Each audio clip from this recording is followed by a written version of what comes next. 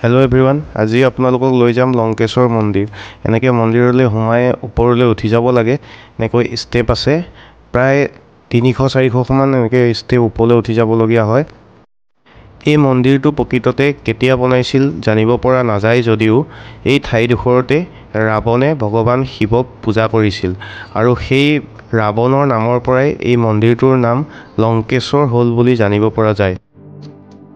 এইদৰে ষ্টেপেদি আমি গৈ আছোঁ।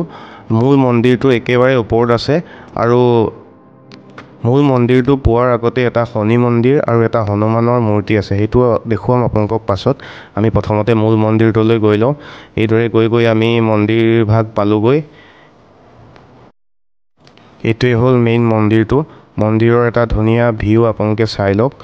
সুন্দৰ পৰিৱেশ, পাহাৰীয়া পৰিৱেশ, অলপ ওপৰত আছে, পাহাৰৰ ওপৰত। তাৰপাছত আমি মন্দিৰৰ ভিতৰলৈ সোমাই গ'লোঁ আৰু ইয়াতে আমি পূজা কৰিলোঁ। এইটো চাওক মন্দিৰৰ ভিতৰৰ পৰিৱেশটো। তাৰপাছত এনেকৈ পাৰ কেইটামান আহিছিল আৰু পাৰকেইটাক ধুনীয়াকৈ এনেকৈ বুট খোৱালোঁ। চাওক কিদৰে অকণো ভয় নকৰাকৈ মোৰ হাতৰ পৰা বুট খাইছে পাৰকেইটাই। তাৰপাছত আমি নামি আহিলোঁ আৰু এইটো হ'ল শনি মন্দিৰটো। আৰু শনি মন্দিৰটোৰ ওচৰতে আছে এনেকৈ এটা ডাঙৰ হনুমানৰ মূৰ্তি।